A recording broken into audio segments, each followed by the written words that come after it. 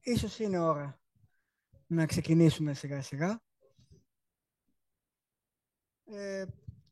Σας καλωσορίζω εκ μέρους του Ινστιτούτου Μουσιακών Σπουδών και εκ μέρους της Διευθύντριας, της κυρίας Χαρλάφτη, που δεν είναι στο Ρέθινο αυτές τις μέρες και δεν μπόρεσε να είναι μαζί μας. Για όσους τώρα γνωρίζεστε με το Ινστιτούτο, το Ινστιτούτο Μουσιακών Σπουδών ιδρύθηκε το 1985, είναι κομμάτι του Ιδρύματος Τεχνολογίας και Έρευνας, που φαντάζομαι το ξέρουμε όλοι, του σημαντικότερου ίσως ερευνητικού ιδρύματος της χώρας μας, που εδρεύει στο Ηράκλειο και είναι το μόνο που ασχολείται με τις ανθρωπιστικές επιστήμες. Έχει διεξάγει πολυεπίπεδη έρευνα με πλήθος προγραμμάτων με ευρωπαϊκή ελληνική χρηματοδότηση σε 3 άξονες. Ένας είναι η μεσογειακή ιστορία, δηλαδή έχει η Οθωμανική ιστορία, ιστορία των πόλεων, της διασποράς, παγκόσμια οικονομική ιστορία, ναυτιλιακή ιστορία, ιστορία της τεχνολογίας. Ένας άξονας είναι ο πολιτισμός της Μεσογείου, ιστορία της τέχνης, θεατρολογία, αρχαίος και βυζαντινός κόσμος, κινηματογράφος, γλωσσολογία, και ένας είναι η γεωπληροφορική για τον πολιτισμό και το περιβάλλον, με το εργαστήριο της γεωφυσικής δορυφορικής τηλεπισκόπησης και αρχαιοπεριβάλλοντος. Για να μην σας κουράζω, μπορείτε να ενημερωθείτε για τη δουλειά που κάνουμε εδώ και τις εκδηλώσεις που έχουμε και τα αποτελέσματα της έρευνάς μας από την ιστοσελίδα του Ινστιτούτου. Αυτή είναι η πρώτη από μια σειρά 7 διαλέξεων που θα διαρκέσει όλο το 2025. Ήταν μια πρωτοβουλία που πήραμε σε συνεννόηση με τον Δήμο, με τον κύριο Μαρινάκη, για προκειμένου να κάνουμε ό,τι μπορούμε για να γίνει γνωστό το έργο που κάνουμε στο Ινστιτούτο και στο ευρύτερο κοινό του Ρεθύμνου, από το οποίο ίσως έχουμε απομακρυνθεί ή μπορεί και όχι. Πάντως ελπίζω να απολαύσετε αυτή τη σειρά. Προσπαθήσαμε να κάνουμε μια επιλογή από όλες τους ερευνητικούς τομείς και να διαλέξουμε, να αναδείξουμε θέματα τα οποία έχουν ένα ευρύτερο ενδιαφέρον, είτε από πλευράς χρησιμότητας, ξέρω εγώ, είτε απλώς ενδιαφέροντος για το παρελθόν και το παρόν των κοινωνιών μας. Σήμερα ξεκινάμε με την πρώτη διάλεξη, που είναι και επίκαιρη, μιας και ξεκίνησε και επισήμως το καρναβάλι του Ρεθύμνου. Ο ερευνητής ο Νίκος Ποταμιάνος θα μιλήσει με θέμα το καρναβάλι και γυναίκες, ιστορίες από τις απόκρισεις της Αθήνας 1800 με 1940. Πριν δώσω το λόγο στον Νίκο, δεν ξέρω αν θα ήθελε ο κ. Δήμαρχος ως συνδιοργανωτής να πει 2 κουβέντες. Εγώ θέλω να πω μόνο ότι ευχαριστώ θερμά και εσάς και την κυρία Χαρλάφτη και τους εξαιρετικούς συνεργάτες σας που αποδεχθήκατε αυτή την πρόταση συνεργασίας, και το Ινστιτούτο έχει ανάγκη την εξωστρέφεια, αλλά και η τοπική κοινωνία έχει ανάγκη την ενδοσκόπηση. Όπως είπα και κατά τη συνέντευξη τύπου που δώσαμε, πρέπει να ξαναβρούμε το δρόμο μας και να αποκτήσουμε πνευματικά αντισώματα, γιατί όλη αυτή η ρηχότητα που υπάρχει, η αντιπιστημονικότητα, η ευκολία, ο λαϊκισμός, δυστυχώς επικρατούν. Και πρέπει να βρούμε έναν τρόπο να τραβήξουμε ανθρώπους από τους καναπέδες, από τον εφησυχασμό τους, από την αφασία με την κυριολεξία της λέξης, και να μπουν σε ένα προβληματισμό. Θεωρώ ότι τα θέματα που έχετε διαλέξει είναι δελεαστικά, δείχνουν μια ποικιλία, αποδεικνύουν και την ποιότητα των συνεργατών σας, και εγώ κάνω από εδώ μια έκκληση, τέτοιες πρωτοβουλίες να μην είναι για μας, αλλά να είναι για την τοπική κοινωνία στην οποία απευθύνονται. Δεν ξέρω αν το Ινστιτούτο έχει χάσει την επαφή με την κοινωνία, είστε μάλλον χαριστικός προς αυτήν.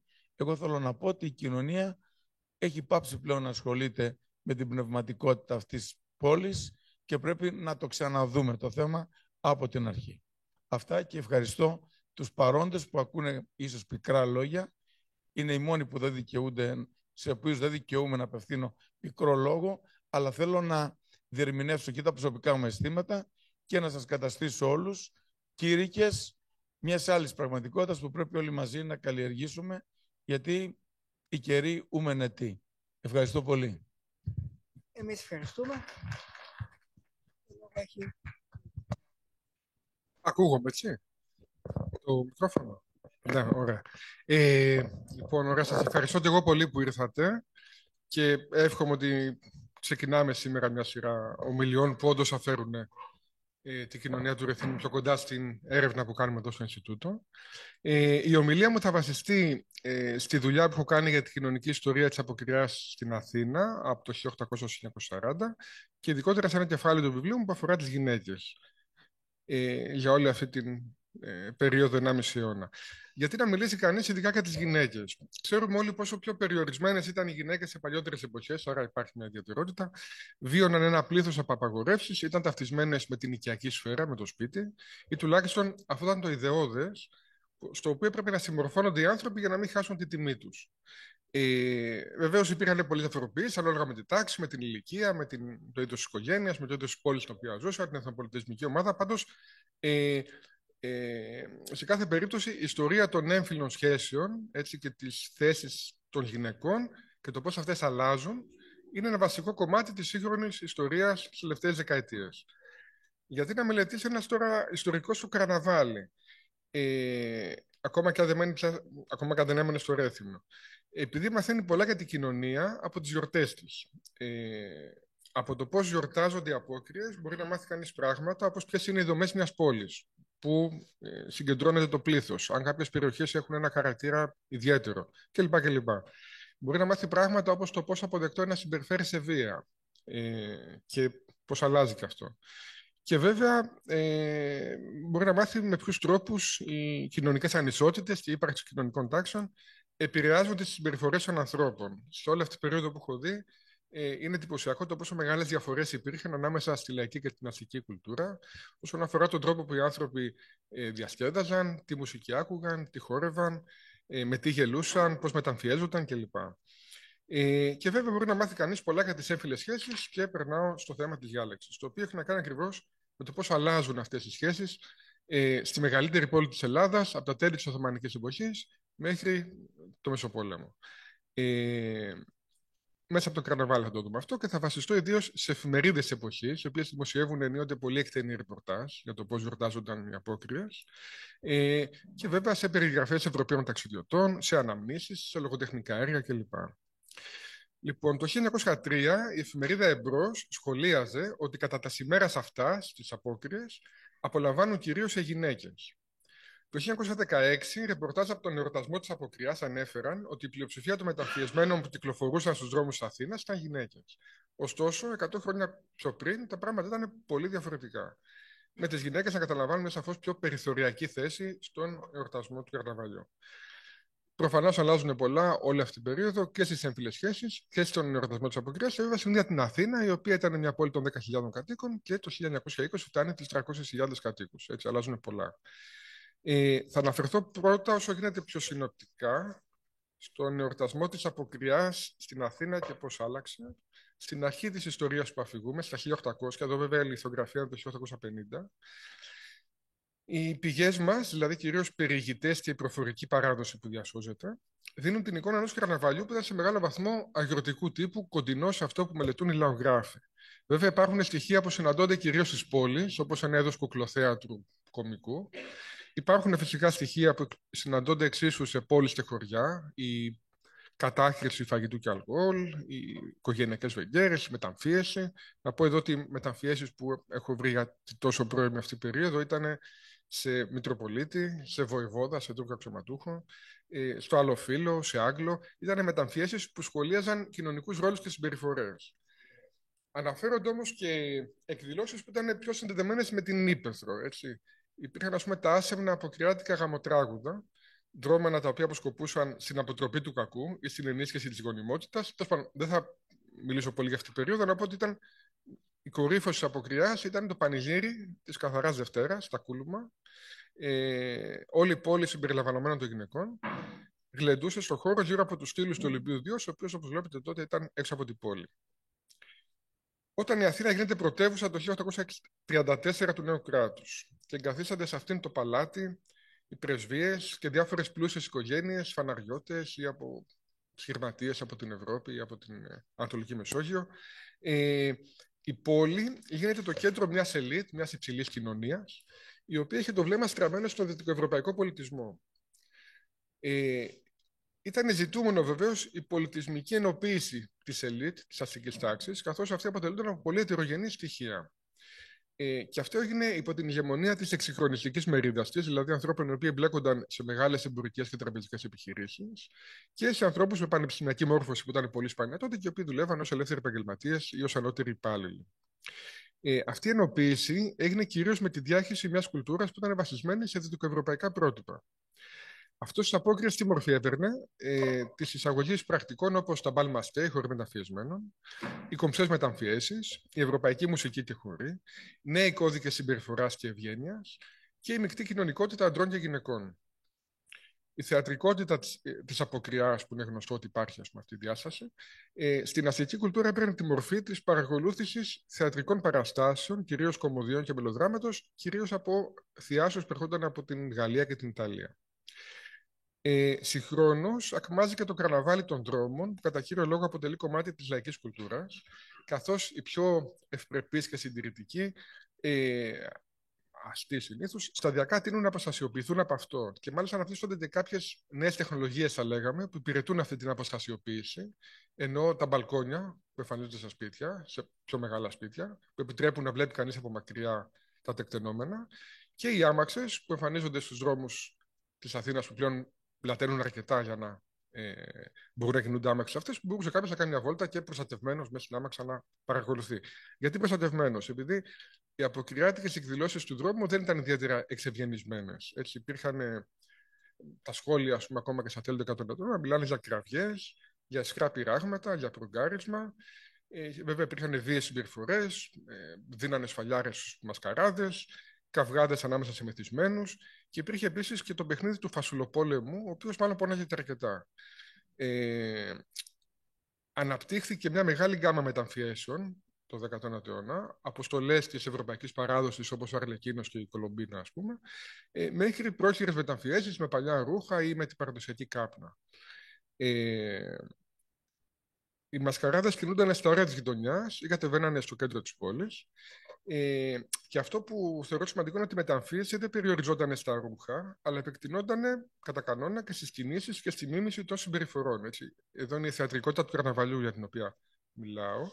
Και σε αυτή τη βάση αναπτυχθήκαν οι μασκαράτες, ήταν ομάδες δηλαδή, οι οποίες παρίσταναν κάτι, συχνά πάνω σε ένα κάρο ή περπατούσαν στην πόλη, κατά κανόνα μια σατυρική διάθεση. Για παράδειγμα, το 1840 διαβάζουμε για μια ομάδα που παριστάναν τους περιηγητές τους Ευρωπαίους, οι οποίοι μιλούσαν κορακίες συγκάσουμε και είχαν και έναν διερμηνέα, ο οποίος έπιανε κουβέντα με διάφορο κόσμο στον δρόμο και καλά μετάφραζε το τι λέγανε, ας πούμε, αυτοί, και διάφορα τράπελα συνέβαιναν με αυτόν τον τρόπο. Η προφορική, κοινωνική και πολιτική σάτυρα, είτε με τέτοιου είδους μασκαράτες, είτε με το κουκλοθέατρο του Φασουλή που αναπτύσσεται τότε, είναι κάτω στη μέση, είτε με σκετσάκια από ηθοποιούς, κανονικές κομμωδίες που μετά μαζεύανε τα λεφτά, όπως πάνω αριστερά του κόσμου. Η σάτυρα λοιπόν γνωρίζει μεγάλη ακμή στην Αθήνα του 19ου αιώνα, παρότι βέβαια μειώνεται η σημασία της ελευθεροστομίας που συνδέονταν με το καρναβάλι, καθώς αναπτύσσονται κοινοβουλευτικοί θεσμοί, ελευθεροτυπία, σταδιακά κλπ. Άρα το να μιλήσεις ελεύθερα για κάτι, ας πούμε, μπορείς να το κάνεις και με άλλους τρόπους πέρα από το να το κάνεις μέσα από το καρναβάλι. Πάση περιπτώσει, η σάτυρα αναπτύσσεται και τέλος εμφανίζεται και μια σειρά από κάποια στερεότυπα λαϊκά θεάματα, όπως το Γαϊτανάκι πάνω δεξιά, η Καμίλα κάτω δεξιά και τα ρόπαλα τα λεγόμενα κάτω αριστερά κάνανε επιδείξεις δύναμης, ακροβατικά κλπ. Υπάρχουν λοιπόν μια σειρά από θεάματα στους δρόμους. Στη δεκαετία του 1880 τώρα σημαίνεται μια τομή στο αθηναϊκό καρναβάλι. Καταρχάς, στις εφημερίδες εμφανίζεται για πρώτη φορά με αυτόν τον τρόπο μια σφοδρή κριτική στα λαϊκά θεάματα και στις λαϊκές αποκριάτικες πρακτικές. Οι μασκαράδες του δρόμου αποδοκιμάζονται συστηματικά ως βρώμικοι, βάρβαροι, αηδιαστικοί και χυδαίοι. Είναι μια κριτική από τη σκοπιά της ευπρέπειας, της καλαισθησίας και της αυρότητας. Οπότε με αυτόν τον τρόπο τονίζεται με έμφαση η υπεροχή της αστικής κουλτούρας και συγχρόνως, στην ίδια περίοδο, ξεκινάει και άλλη μία άμεση πλέον κανονιστική παρέμβαση στο καρναβάλι του δρόμου, που είναι οι παρελάσεις. Ξεκινάνε να οργανώνονται το 1887 παρελάσεις από τα λεγόμενα κομιτάτα, επιτροπές δηλαδή, που αποτελούνταν από επιφανείς μεγαλοαστούς της πόλης. Ανάμεσα στους στόχους τους διατυπωνόταν ρητά η αναβάθμιση της Αθήνας και η προσέλκυση επισκεπτών στα πρότυπα της Νίκαιας και της Βενετίας, που ήταν τότε πόλεις που συνέρεε ο κόσμος στο καρναβάλι τους. Εξίσου, επίσης, επρόκειτο και για μια συνειδητή επιχείρηση να αναμορφωθεί η δημόσια αποκριά του δρόμου και να επεκταθεί, να εμβαθυνθεί, νομίζω, η πολιτισμική ηγεμονία της εξυγχρονιστικής μερίδας αστικής τάξης. Η μερίδα αυτή, που είχε και την πιο εξευρωπαϊσμένη κουλτούρα, ενισχύεται σημαντικά τη δεκαετία του 1870 και εξής, τόσο σε δημογραφικό όσο και σε οικονομικό επίπεδο. Δηλαδή, τόσο όσον αφορά τον αριθμό των ανθρώπων που την αποτελούν, όσο και την οικονομική τους ισχύ. Και αυτή η ενίσχυση συμπίπτει χρονικά με τα κομιτάτα και με τις αλλαγές που λέω ότι γίνονται στο καρναβάλι της Αθήνας. Νομίζω ότι υπάρχει μια αιτιώδης σχέση και όχι μόνο σύμπτωση χρονική. Τα κομιτάτα, λοιπόν, μεταξύ άλλων, αναλάμβαναν να βραβεύσουν και τα καλύτερα άρματα και μασκαράτες. Στα κριτήρια που διατύπωναν και με βάση τα οποία έκριναν, σε αυτά δινόταν σαφώς η έμφαση στην κομψότητα και στην πολυτέλεια, έναντι του σατυρικού πνεύματος, το οποίο μέχρι τότε κυριαρχούσε. Και διατυπώνονταν και μια σειρά από απαγορεύσεις. Για παράδειγμα, ότι αυτοί που παριστάνουν γυναίκες δεν θα πρέπει να κουνιούνται. Ή ότι δεν θα βραβεύονταν πολιτικά σχόλια. Και καθώς τα βραβεία ήταν σημαντικά και οι άνθρωποι έτειναν να συμμορφώνονται με τις προδιαγραφές αυτές, μία συνέπεια ήταν και η παραχμή της αθηναϊκής μασκαράτας και των άλλων λαϊκών θεαμάτων, τα οποία έχασαν ένα ζωτικό χώρο που είχαν μέχρι τότε. Δεν ήταν η μόνη αιτία, σίγουρα όμως έπαιξε μεγάλο ρόλο αυτοί οι προδιαγραφές που επιβλήθηκαν στις παρελάσεις. Όχι βέβαια ότι οι παρελάσεις μακροημέρευσαν, καθώς απομάκρυναν μεν τα αηδή λαϊκά θεάματα, όπως αποκαλούσαν, αλλά τελικά δεν μπορούσαν να καθιερώσουν και για πολύ τα καλέσθητα θεάματα, ως κάτι ελκυστικό που θα πήγαινε ο κόσμος να τα δει, αλλά τέλος πάντων σιγά σιγά αυτό χανόταν. Όπως το έθετε μια εφημερίδα, η Αθήνε το 1910, εισαγωγικά, η παρέλαση σοβαροτάτων και μεγαλοπρεπώς εποχουμένων ανθρώπων δεν μπορούσε να προσδώσει μεγάλη ευθυμία σε όσους παρακολουθούσαν την παρέλαση. Είναι μια παρατήρηση που έρχεται να θυμίσει την ανάλυση του Μπαχτίν, του μεγάλου Ρώσου θεωρητικού, για την αντίθεση ανάμεσα στο λαϊκό γέλιο αφενός και τη σοβαρότητα του επίσημου πολιτισμού του Μεσαίωνα απ' την άλλη. Το Μεσοπόλεμο επιχειρείται μια αναβίωση των παρελάσεων από τον Δήμο και από τον ΕΟΤ, αλλά ήταν σαφώς μια σκιά του παλιότερου εαυτού τους αυτό που πέτυχαν. Άλλωστε, στη δεκαετία του 1920 έχουμε μια άλλη αλλαγή. Υπάρχει μια ξεκάθαρη στροφή των αποκυριάτικων εκδηλώσεων προς τους χορούς σε κέντρα διασκέδασης, σε κλειστούς χώρους γενικώς, αλλά κυρίως σε κέντρα διασκέδασης και λιγότερο γιορτές σε σπίτια. Γίνεται λόγος για χορομανία εκείνη την εποχή. Επίσης, το Μεσοπόλεμο υποχωρεί και η θεατρικότητα του καρναβαλιού. Παραχμάζει οριστικά τόσο ο Φασουλής, το κουκλοθέατρο, όσο και οι μασκαράτες στους δρόμους. Βεβαίως, εμφανίζονται οι λεγόμενες αποκριάτικες επιθεωρήσεις, αλλά είναι μια κουβέντα για το χαρακτήρα τους, αλλά μεταξύ άλλων πρέπει να σκεφτούμε ότι με αυτόν τον τρόπο η θεατρικότητα γίνεται ακόμα περισσότερο υπόθεση επαγγελματιών και όχι κόσμου ο οποίος έβγαινε και παρήσανε κάτι στον δρόμο. Τώρα, αφηγήθηκα την ιστορία της αθηναϊκής αποκρίας όσο μπορούσα πιο σύντομα, με έναν τρόπο ευθύγραμμο.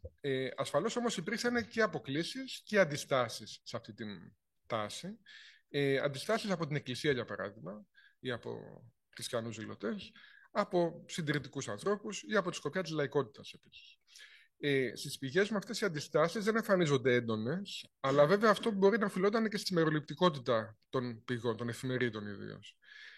Αλλά αυτό που θέλω να πω είναι ότι και εκ του αποτελέσματος, που κατέληξε το πράγμα, προκύπτει ότι όποιες αντιστάσεις δεν υπήρξαν αρκετά ισχυρές για να εμποδίσουν αυτή την πορεία προς τον εκπολιτισμό και την εξημέρωση, όπως εισαγωγικά θέλετε, του καρναβαλιού. Άλλωστε, οι εξελίξεις αυτές δεν οφείλονταν μόνο στην εμπρόθετη δράση των κομιτάτων που είδαμε, αλλά και σε μια σειρά από άλλους πιο απρόσωπους παράγοντες. Για παράδειγμα,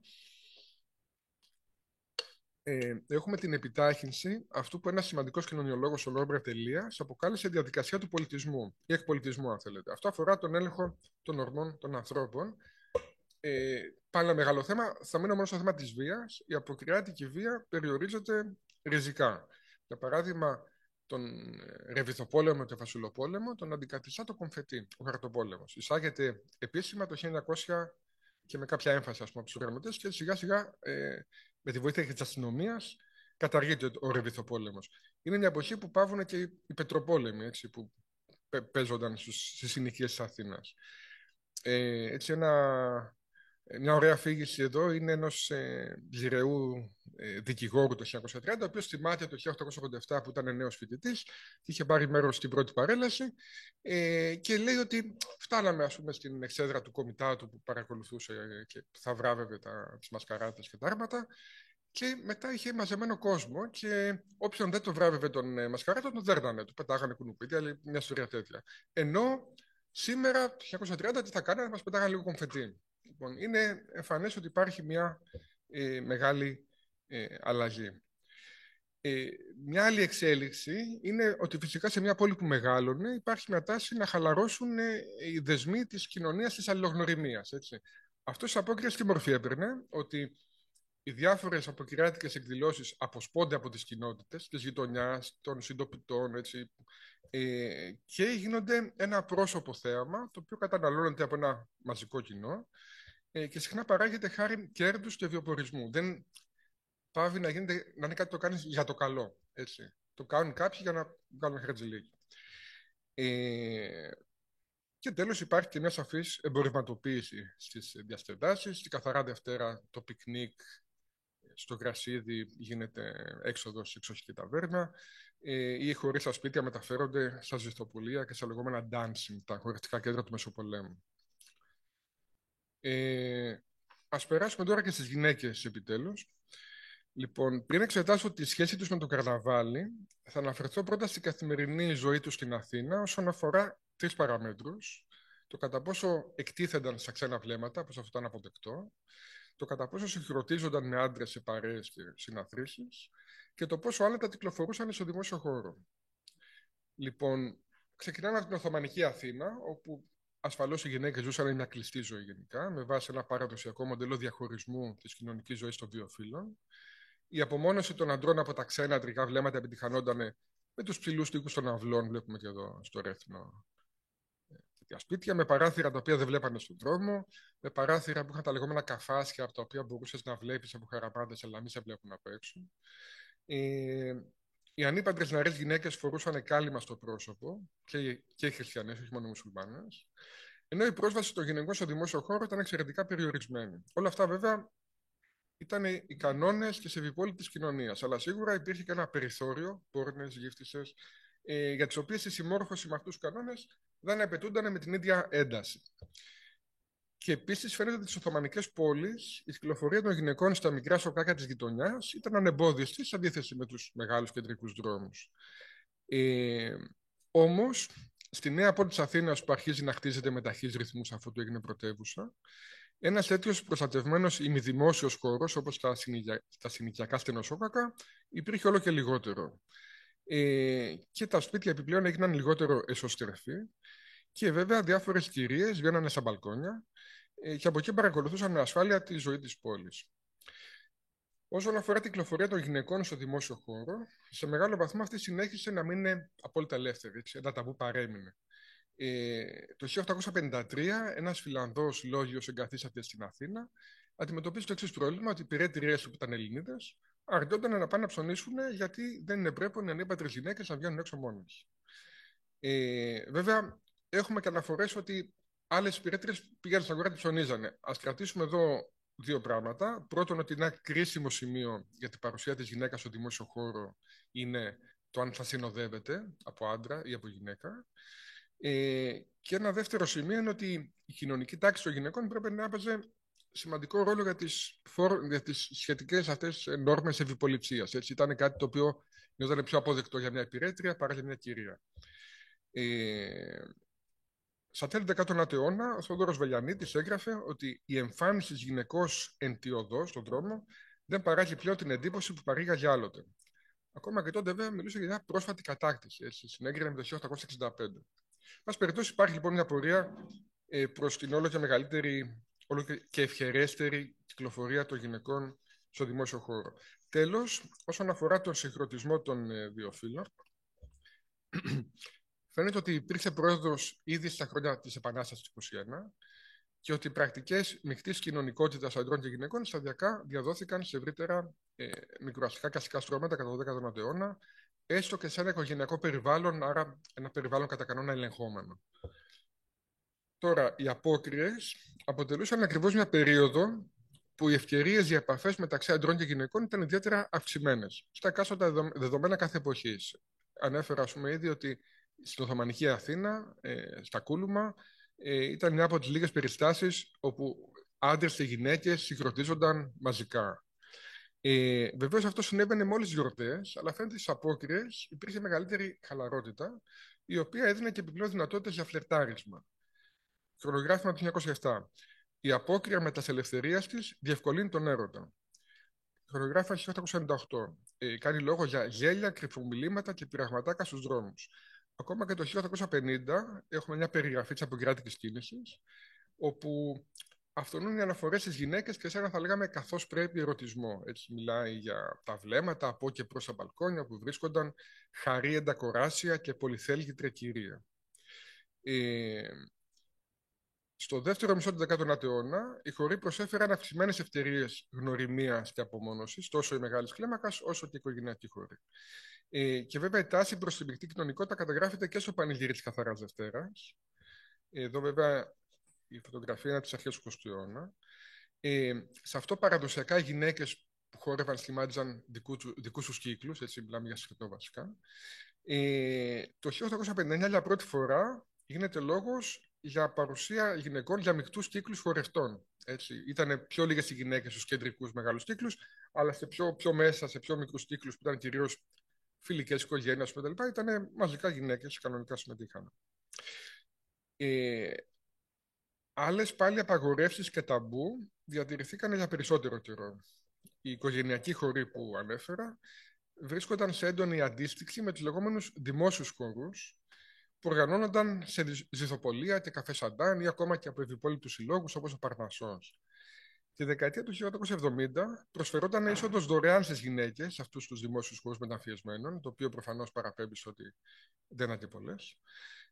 Ενώ από άλλες πηγές διαβάζουμε για την λειψογυναικεία στους δημόσιους χορούς, ακόμα και όταν γινόταν σε κέντρα σχετικά ευυπόλοιπτα που δεν γινόταν, ας πούμε, κονσομασιών απαρτίστες. Η συσχέτιση των δημοσίων αιθουσών με τις γυναίκες του ελαφρού κόσμου φαίνεται ότι θεωρούνταν δεδομένη μέχρι το Μεσοπόλεμο. Οπότε συναντώ και αναφορές σε κάτι, ότι αυτό είναι κάτι που ίσχυε παλιότερα πριν τον πόλεμο.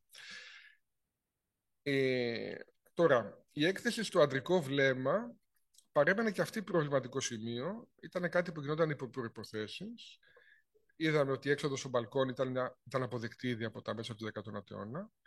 Αλλά στις παρελάσεις, στα τέλη του 19ου αιώνα και στις αρχές του 20ου, μόνο ελαφρές γυναίκες δέχονταν να γίνουν βασίλισσες της αποκριάς και να περελάσουν επάνω σε άρμα. Αυτή είναι μια φωτογραφία από την παρέλαση του 1911, νομίζω.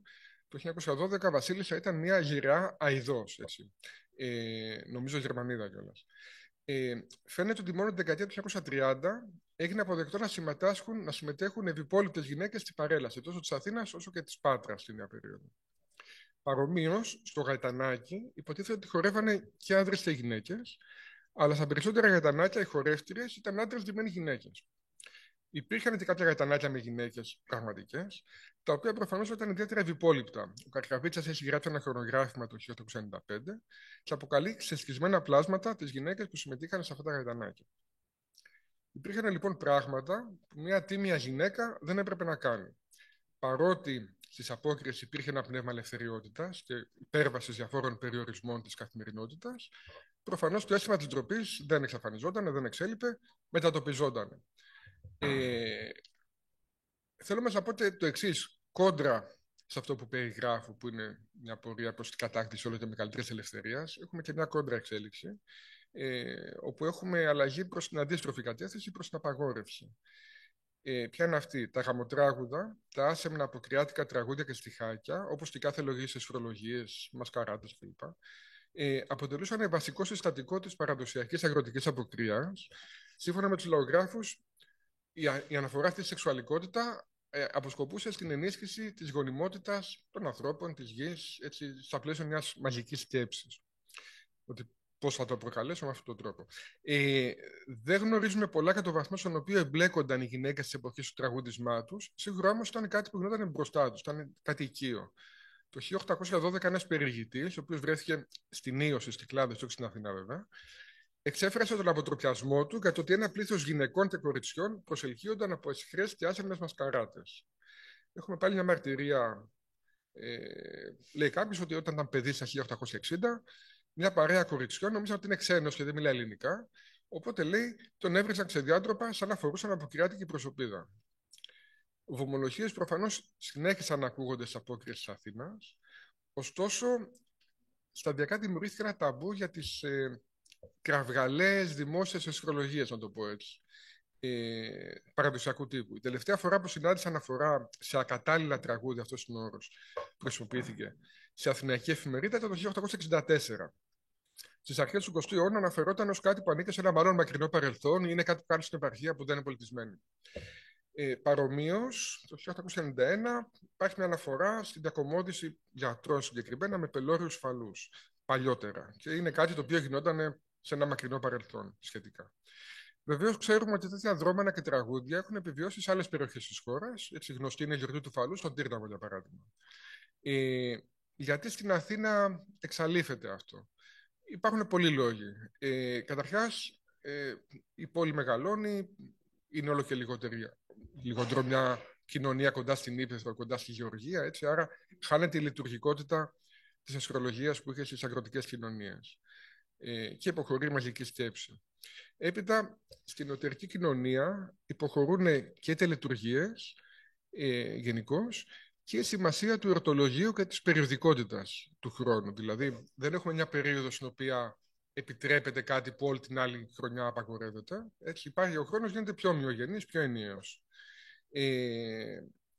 Όχι εντελώς, αλλά αυτή είναι η τάση. Έπειτα, οι κοινωνίες γίνονται λιγότερο απαγορευτικές.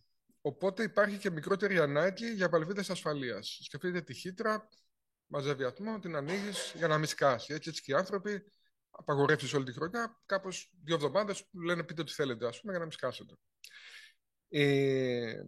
Και τέλος, στην Αθήνα υπήρξαν πιο ισχυρές οι επιταγές μιας νέας αντίληψης για την ευπρέπεια, η οποία απέκλειε αυστηρά την ανοχή σε δημόσιες πρόστιχες σεξουαλικές και σκατολογικές αναφορές. Για παράδειγμα, ανέφερα πριν το Τύρναβο, το Μεσοπόλεμο. Ένας φοιτητής από το Τύρναβο προσπαθεί να κάνει κάτι από αυτά που καλησχουριόντου στην Αθήνα. Έρχεται η αστυνομία και το συλλαμβάνει. Δεν επιτρέπεται. Λοιπόν, αυτές οι επιταγές ηθικής, αυτή η αστική σεμνοτυφία θα λέγαμε, φαίνεται ότι εκφραζόταν με μεγαλύτερη ένταση όσον αφορά τις γυναίκες και την έκθεσή τους σε αισχρότητες. Έχω συναντήσει σε διάφορες περιπτώσεις εφημερίδες να αποδοκιμάζεται, ας πούμε, ότι παίχτηκε μια ανέσχυτη και βρωμερά σκηνή ενώπιον παρέας γυναικών. Άρα, έχουμε λοιπόν, πέρα από αυτή τη τάση προς όλο και μεγαλύτερη ελευθερία, έχουμε και τάσεις που είναι προς μια αντίθετη κατεύθυνση. Παρ' όλα αυτά, ακόμα και αυτές οι τάσεις προς την ευπρέπεια, ας πούμε, δεν μπορούσαν να εμποδίσουν περιστατικά όπως το ακόλουθο. Το 1898 στα Πατήσια, Σάββατο βράδυ απόκριες, εισαγωγικά μεταφράζω λίγο, μια παρέα εργατριών πολιόρκησε το διερχόμενον τραμ και ενακράτω ευθυμία ήρχισαν να επιτίθενται κατά των επιβαινόντων σε αυτό, με βομολογίες που δεν γράφονται. Τιμές αυτών μάλιστα ήρχισαν να καβαλινοβολούν κατά του τραμ, να πετάνε καβαλίνες, δηλαδή περιτώματα αλόγων και εργατριών που ήταν γεμάτη η Αθήνα τότε που είχε άμαξες, δεν είχε αυτοκίνητα. Λοιπόν, δεν ξέρουμε περισσότερα για το τι πυροδότησε αυτό το ξέσπασμα ή γιατί έγινε στόχο στο τραμ.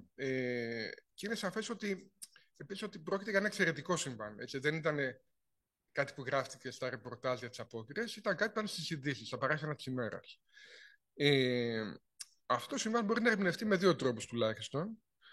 Ο ένας είναι να θεωρήσουμε ότι αποδεικνύει ότι στη λαϊκή κουλτούρα επιβίωνε και η παραδοσιακή αισχρολογία και η γυναικεία ανάμειξη σε αυτήν, και άρα όλες αυτές οι επιταγές ευπρέπειας αφορούσαν την αστική κοινωνία. Μπορούμε όμως να το σκεφτούμε και ως μια περίσταση όπου κάποιες γυναίκες παραβιάζουν το κανόνα. Έτσι, υπερβαίνουν τα όρια που έχουν οριστεί κοινωνικά για το φύλο τους παίρνουν τον εαυτό τους έξω από τις αποδεκτές συμπεριφορές και νόρμες εμπιποληψίας. Αυτό όμως δεν σημαίνει ότι δεν υπήρχε κανόνας. Έτσι, οι περιστασιακές παραβιάσεις του κανόνα δεν συνιστούν κατάργησή του. Ακόμα και εδώ όμως, νομίζω δεν είναι τυχαίο που η υπέρβαση έγινε από εργάτριες και όχι από αστές κυρίες. Οι κανόνες ή οι δυνατότητες παράβλεψής τους δεν ήταν οι ίδιες για κάθε τάξη. Μπορούμε να διαβάσουμε το περιστατικό και με έναν τρίτο τρόπο, άρα να φύγουμε λίγο από το τι απαγορεύσει πάντως στις γυναίκες, αν ισχύουν για όλες, πόσο συχνά παραβιάζονται, και να το δούμε σε ένα παράδειγμα ενεργητικότερης εμπλοκής των γυναικών στον εορτασμό της αποκριάς. Είναι μια τάση που συμβαίνει τόσο στην αστική όσο και στη λαϊκή κουλτούρα, να μην περιορίζονται στο ρόλο της θεατή οι γυναίκες, όλο και λιγότερο τέλος πάντων. Αυτό προέρχεται με διάφορους τρόπους. Τα ίδια χρόνια με την Καβαλινοβολία το 1900, για πρώτη φορά στο Κομιτάτο συμμετέχουν δύο μεγαλοαστές κυρίες, η κυρία Μελά και η κυρία Νεκρεπόντη, και οργανώνουν την αποκριάτικη παρέλαση κι αυτές. Βεβαίως, υπήρχαν όρια σε αυτή τη τάση της πιο ενεργητικής εμπλοκής. Για παράδειγμα, δεν έφτασε μέχρι του σημείου να συμμετέχουν οι γυναίκες στις σατυρικές μασκαράδες που γυρνούσαν στην πόλη. Έχω βρει μια εξαίρεση μόνο. Είχε το εύγλωτο παρατσούκλι Τρελοκατερίνα.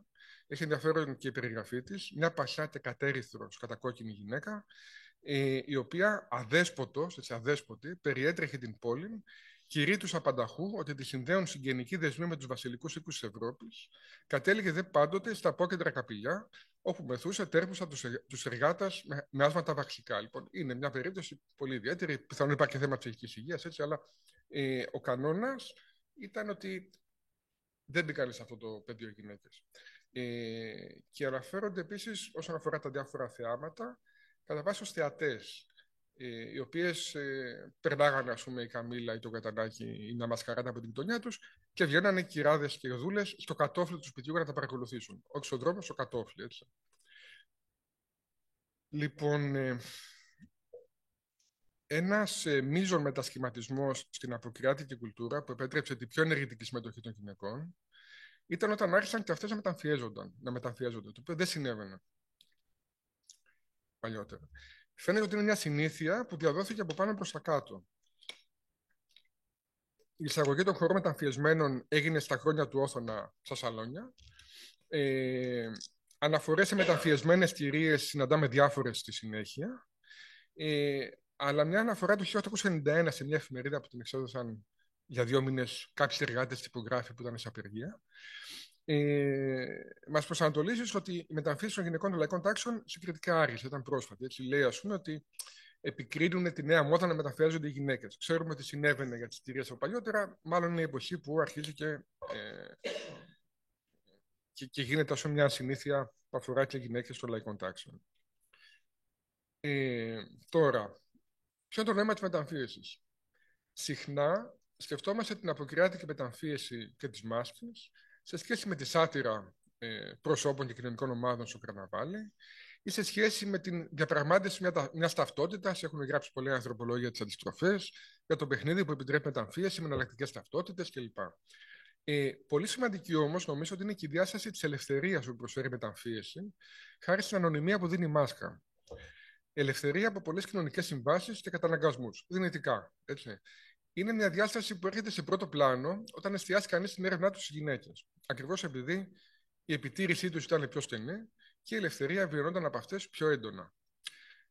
Δεν είναι τυχαίο ότι το πιο θερμό ύμνο στη μεταμφίεση που έχω συναντήσει τον έχει γράψει Καλλιρόη Παρέμ, γνωστή ρεθιμιώτισσα εκδότρια της Εφημερίδας των Κυριών στην Αθήνα το 1895, η οποία λέει ότι με το έθιμο της μεταμφίεσης η γλώσσα λύνεται, οι κοινωνικές αλυσίδες έτοιμες ανηλαιώς δεσμεύουν την ελευθερία μας διαρρήγνητες πάνε και η ανθρωπότητα αναπνέει ελεύθερα. Και η Παρέμ μιλάει για ανθρωπότητα, αλλά νομίζω ότι η ματιά της καθορίζεται σε μεγάλο βαθμό από το μισό της ανθρωπότητας, έτσι από την εμπειρία των γυναικών. Ξεκίνησα την ομιλία μου με ένα απόσπασμα από το Εμπρός του 1903, ότι κατά τα ημέρας αυτάς απολαμβάνουν κυρίως οι γυναίκες. Το κείμενο συνεχίζει ως εξής.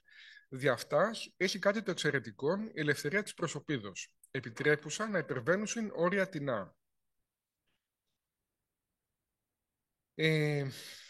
Στα τέλη του 19ου αιώνα διαβάζουμε για μασκαρεμένες γυναίκες που έκαναν επίσκεψη στις φίλες τους, αλλά γενικά η έξοδος μεταμφιεσμένων γυναικών στον δρόμο ήταν ένα βήμα που δεν έγινε αμέσως.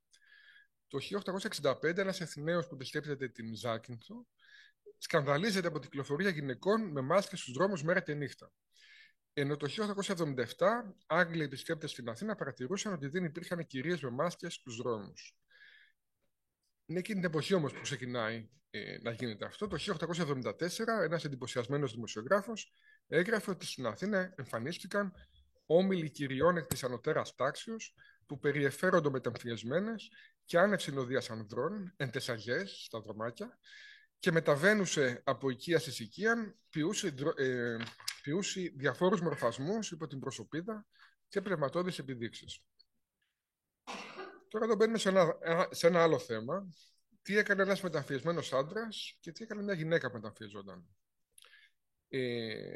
Ενώ η αστική μεταμφίεση έδινε έμφαση στην κομψότητα, στη χάρη, στη πολυτέλεια, στο λούσο, στη μεγαλοπρέπεια, στη λαϊκή κουλτούρα η έμφαση δινόταν στην κωμικότητα και τη θεατρικότητα του μεταμφιεσμένου.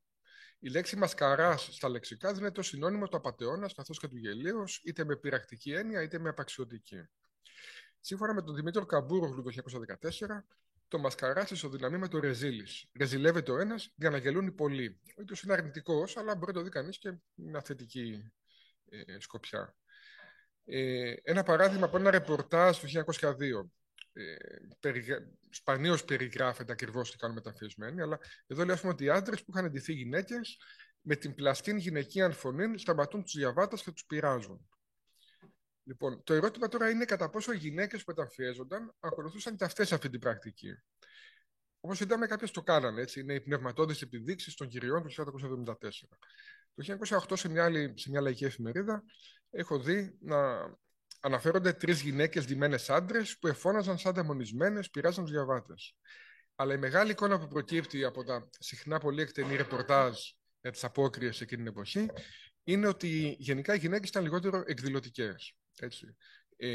Ας πούμε ότι υπήρχε δυνατότητα στο ρεπερτόριο συμπεριφορών που είχαν στη διάθεσή τους να γίνουν μεταμφιεσμένες γυναίκες πιο εκδηλωτικές, αλλά μάλλον δεν ήταν κάτι που ακολουθούσαν συχνά.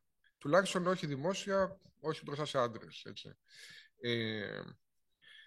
Άλλωστε ήταν μάλλον καινούργιες και στη μεταμφίεση και στους δρόμους της Αθήνας, στις απόκριες, και γι' αυτό ίσως ήταν και πιο διστακτικές.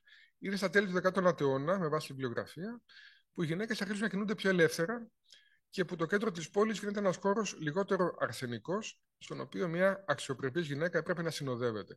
Είναι εκείνη την εποχή, αρχές του 20ου αιώνα, που αρχίζει να εμφανίζεται στην πραγματικότητα η εργασία των γυναικών σε μαγαζιά, σε καφετέρειες, σε ιστοπολία κτλ. Και πηγαίνανε μόνες τους στο κέντρο της πόλης για να δουλέψουν. Τώρα, οι παρελάσεις και γενικότερα η παρακολούθηση της αποκριάτικης κίνησης σε εκείνη την εποχή έδιναν κίνητρα για να κατέβουν οι γυναίκες στους δρόμους του κέντρου και νομιμοποιούσαν αυτή την κάθοδο. Έχει γράψει ο Παπαδιαμάντης ένα ωραίο διήγημα το 1999 που λέγεται Παραπονεμένες, στο οποίο παρουσιάζει τις νέες γυναίκες που είχαν ξεμείνει στην αυλή μιας απόμερης συνοικίας την ώρα που παρέλαβε ο καρνάβαλος, επειδή δεν είχαν φόρμα ή αραβωνιαστικό. Άρα ο κανόνας της συνοδείας δεν εξέλιπε, υπάρχει ακόμα. Όμως πλέον εμφανίζεται ως δεδομένο το ότι οι γυναίκες από τις λαϊκές γειτονιές σειραίουν στο κέντρο για να παρακολουθήσουν την παρέλαση μέσα από το πλήθος, από τα πεζοδρόμια. Το κυριότερο εμπόδιο που έπρεπε να ξεπεράσουν γι' αυτό, αφού χαλάρωσαν οι πατριαρχικές απαγορεύσεις εντός της οικογένειας, ήταν η σεξουαλική παρενόχληση στον δρόμο. Ακόμα και συνοδευόμενες, οι γυναίκες διακινδύνευαν να δεχτούν τσιμπιές, ενώ από τους μασκαράδες ήταν οι γυναίκες αυτές που προσέλκυαν τα περισσότερα πειράγματα του πλήθους. Πειράγματα που, εισαγωγικά, φτάνουν εις ενοχλήσεις δια των χειρών. Η έξοδος στο δημόσιο χώρο είχε ρίσκα, τα οποία παρόλα αυτά έπαιρναν όλο και περισσότερες γυναίκες αρχές του 20ου αιώνα, θέλοντας να χαρούν μίαν πρόσχερον ελευθερία διαπαντός τρόπου, έστω και συγχωρούσε ασχημοσύνας. Η παρενόχληση μεταμφιεσμένων γυναικών τελικά δεν απέτρεψε την έξοδό τους στο δημόσιο χώρο και φαίνεται σταδιακά υποχωρούσε, έτσι, καθώς οι γυναίκες κατοχύρωναν την παρουσία τους εκεί. Λοιπόν, για να συνοψίσω πολύ σύντομα όσα είδαμε ως τώρα, από ένα σημείο κίνησης όπου οι γυναίκες μετέχουν περιθωριακά στο καρναβάλι του δρόμου και πάντως ως θεατές και συχνά από απόσταση ασφαλείας, φτάνουμε στις πρώτες δεκαετίες του 20ου αιώνα να έχει κατακτηθεί η παρουσία των γυναικών στην κοσμοπλημμύρα και στην ανωνυμία των κεντρικών δρόμων την ώρα της παρέλασης. Η αυστηρή ομοκοινωνικότητα έδωσε τη θέση της στη μεικτή κοινωνικότητα ανδρών και γυναικών, σε χώρους στους οποίους δεν υπήρχε τόσο ασφικτική επιτήρηση. Ενώ οι γυναίκες, από εκεί που εμπολείς ήταν παθητικοί θεατές, τώρα εμπλέκονταν πιο ενεργά στις αποκριάτικες εκδηλώσεις, όχι παντού όπως είδαμε, αλλά σε πολλά πεδία. Είναι μια εξέλιξη που εμφανίζεται να είναι τελικά ενιαία για τις γυναίκες στο σύνολο, παρότι βεβαίως υπήρχαν διαφορές και ιδιαίτερες πορείες στη ρυθμή, ανάλογα με την ηλικία, με το αν είναι παντρεμένες, με την τάξη, και παρότι μάλλον δεν θα υπήρξε και τόσο γραμμική ως εξέλιξη όσο καταγράφεται στις πηγές που είδα. Αν αντέχετε, θέλω να κλείσω με ορισμένες σκέψεις σχετικά με τις γυναίκες ως πιθανό υποκείμενο αυτών των αλλαγών και γενικά του μετασχηματισμού του καρναβαλιού της νεότερης εποχής. Γιατί μπορούμε να υποθέσουμε ότι στη μεγάλη πλειοψηφία τους θα ήθελαν να διευρύνουν την ελευθερία τους, τα περιθώρια δράσης τους, να αποφύγουν τους περιορισμούς και τις απαγορεύσεις που τους επιβάλλονταν. Αλλά πώς το πέτυχαν? Ασφαλώς η απάντηση δεν μπορεί να αναζητηθεί μόνο στο πεδίο της αποκριάς. Έτσι. Ήταν, ας πούμε, απότοκο και μεγάλων αλλαγών ευρύτερων. Έχει να κάνει προφανώς με τη δράση και τις επιλογές των γυναικών, έχει να κάνει και με μεγάλους μετασχηματισμούς στο σύγχρονο κόσμο, την νεωτερικότητα, τον καπιταλισμό, τη δημοκρατία κλπ. Ωστόσο, έχω σχηματίσει την εντύπωση ότι στην αποκριάτικη κουλτούρα ειδικά εκδηλώθηκε μια ιδιαίτερη δυναμική, καθώς οι αλλαγές στις έμφυλες σχέσεις συναρθρώθηκαν θετικά με τις αλλαγές του καρναβάλι. Για να το πω λίγο προκλητικά, πιστεύω ότι οι γυναίκες έπαιξαν ένα σημαντικό ρόλο σε αυτό που αποκαλείται εξημέρωση του καρναβαλιού. Ο κυριότερος τρόπος με τον οποίο μπορεί να συνέβη αυτό ήταν η λειτουργία των γυναικών ως βασικού στηρίγματος της νέας ηγεμονικής αποκριάτικης κουλτούρας, η οποία συνδέεται με αυτό που λέμε εξημέρωση. Είναι μια υπόθεση που δεν μπορεί να τεκμηριώσει κανείς εύκολα, μου φαίνεται ωστόσο εύλογη, καθώς η εξευρωπαϊσμένη κουλτούρα της εξυγχρονιστικής μερίδας αστικής τάξης είχε ισχυρές συνδηλώσεις ελευθερίας για τις γυναίκες. Είδαμε ότι η μεικτή κοινωνικότητα ξεκινάει από εκεί, η γυναικεία μεταμφίεση ξεκινάει από εκεί. Οι παρελάσεις που αποτέλεσαν βασικό όχημα για να επικρατήσει αυτή η εξευρωπαϊσμένη κουλτούρα συνέβαλαν στην ευχερέστερη πρόσβαση των γυναικών στο δημόσιο χώρο, δίνοντας ένα κίνητρο, μια καλή δικαιολογία για αυτήν και εξασφαλίζοντας επίσης, λένε κάποιες πηγές, ένα χώρο στο κέντρο της πόλης που ήταν κάπως πιο πολιτισμένος από το κλίμα που κρατούσε στα στενάκα του Ψηρή. Οπότε οι γυναίκες βιώνανε πιο ελεύθερα και πιο ενεργητικά τις απόκριες στα πλαίσια που όριζε η αστική κουλτούρα και άρα μπορεί να περιμένει κανείς ότι θα στήριξαν την εξάπλωσή της και την ηγεμονία της. Επιπλέον, φαίνεται ότι η αστική κουλτούρα μεταμφίεσης βρισκόταν πιο κοντά στη γυναικεία. Η περιορισμένη εκδηλωτικότητα και κωμικότητα των μασκαράδων της αστικής κουλτούρας ερχόταν να συναντήσει την αντίστοιχη έλλειψη παρόμοιων παραδόσεων στην αποκράτικη κουλτούρα των γυναικών, οι οποίες πολύ πρόσφατα είχαν κατακτήσει το δικαίωμα να μεταμφιέζονται. Πιθανόν η δημοφιλία της στολής του ντόμινο, που ήταν unisex στις γυναίκες, να οφειλόταν και στις περιορισμένες απαιτήσεις που αυτές συνεπαγόταν για να επιτελέσει κάποιον ρόλο. Όπως είδαμε, αυτή το να επιτελέσει κάποιο ρόλο συνδεόταν με τις λαϊκές αντιλήψεις για το μασκάρεμα. Αντίθετα, η αστική έμφαση στην κομψότητα της μεταμφίεσης ερχόταν πολύ φυσικά να συναντήσει το αντίστοιχο ιδεώδες για τη γυναικεία δημόσια παρουσία. Ένα δεύτερο σημείο από το οποίο μπορεί να υποθέσει κανείς τον ρόλο των γυναικών στην εξέλιξη του αθηνικού καρναβαλιού είναι το γεγονός ότι ατρόφησαν περισσότερο και πιο γρήγορα εκείνες οι αποκριάτικες δραστηριότητες στις οποίες οι γυναίκες δεν συμμετείχαν ενεργά ή μένανε σε ένα πολύ δεύτερο ρόλο. Κατεξοχήν το παράδειγμα είναι οι μασκαράδες. Είναι η αποκριάτικη σάτυρα, είναι τα διάφορα λαϊκά θεάματα όπως η καμπύλα, η οφασουλής. Στα οποία οι γυναίκες δεν πήραν ποτέ το ρόλο του επιτελεστή, αυτός ο οποίος κάνει το κουκλοθέατρο, ας πούμε. Και στη συνέχεια βεβαίως ήρθε η σειρά των παρελάσεων να εγκαταλειφθούν, όπως είδαμε, χάρη των χωρών σε κέντρα διασκέδασης. Εδώ διαθέτουμε μια εκτίμηση της εποχής για το ρόλο που παίξαν οι γυναίκες της κυκλοφορίας, ποικίλης ύλης, ο θεατής, το 1931. Γράφει ότι πίσω από την επικράτηση της χωρομανίας και των κέντρων διασκέδασης βρίσκονται γυναίκες, οι οποίες με αυτόν τον τρόπο θέλουν να αποφύγουν τις ασχημοσύνες εναντίον τους που ήταν πιο εύκολο να γίνουν στους δρόμους. Θα μπορούσε εδώ να προσθέσει κανείς ότι ο χώρος αποτελούσε την αποκριάτικη πρακτική που ήταν πιο οικία στις γυναίκες, έτσι από πάντα, και η οποία τους προσέφερε έναν ενεργητικό ρόλο σε ένα πολύ μεγαλύτερο βαθμό από όλες τις μορφές παραδοσιακές και νεότερες του καρναβαλιού του δρόμου. Τελικά δηλαδή, και κλείνω εδώ. Παρόλο την αύξηση της πρόσβασης των γυναικών σε χώρους και δραστηριότητες όπου προηγουμένως η παρουσία τους ήταν πενιχρή και μηδενική, αυτό που κυριαρχεί στο Αθηνικό Καρναβάλι του Μεσοπολέμου ήταν πρακτικές στις οποίες υπήρχε από παλιότερα μια κεκτημένη ισχυρή παρουσία των γυναικών. Και καταλείπονται και πρακτικές στις οποίες η παρουσία των γυναικών δεν έγινε ποτέ ενεργητική.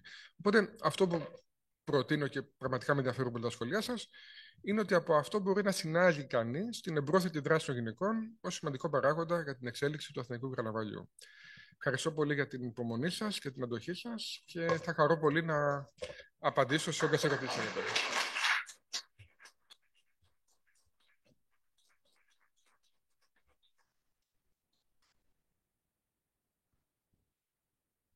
Ωραία, ευχαριστούμε πολύ. Πολύ ενδιαφέρον.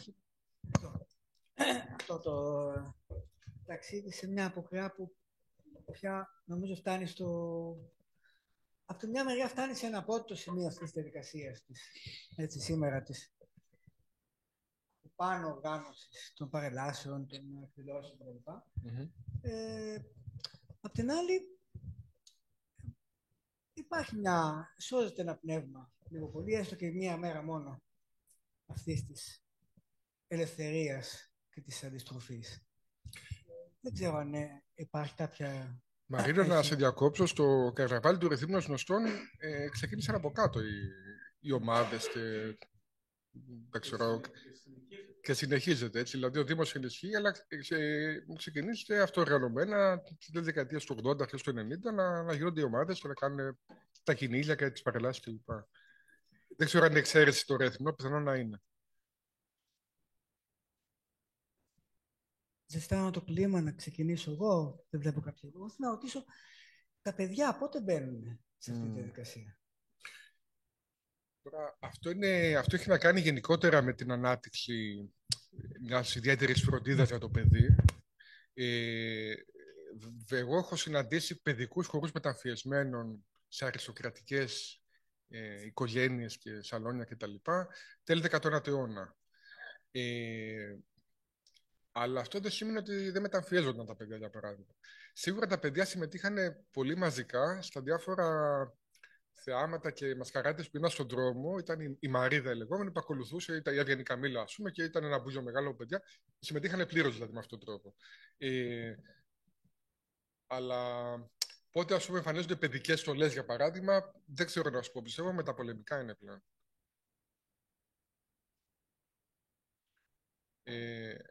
Ή επίσης πάμε σε Καθαρά Δευτέρα, που βέβαια αποκαρναβαλοποιείται.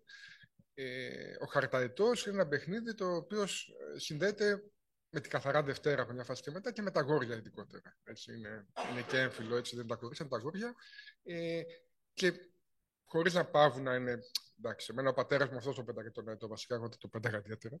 Αλλά τέλος πάντων θέλω να πω ότι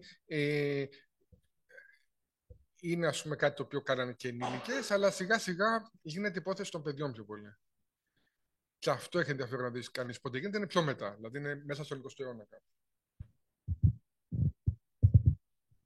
Και εγώ θυμάμαι οι ηλικίες της μητέρας μου που μεγάλωσε εξάρχεια στην Νεάπολη ήταν αυτές, ότι ερχόταν μια θεία μεταφυσμένη με κάλτσες, δηλαδή όχι με κάποια στολή, και τους έβαζε να τους έδινε. Τα παιδιά δεν ντυνόντουσαν και οπωσδήποτε όχι με έτοιμες στολές, το 50 ας πούμε.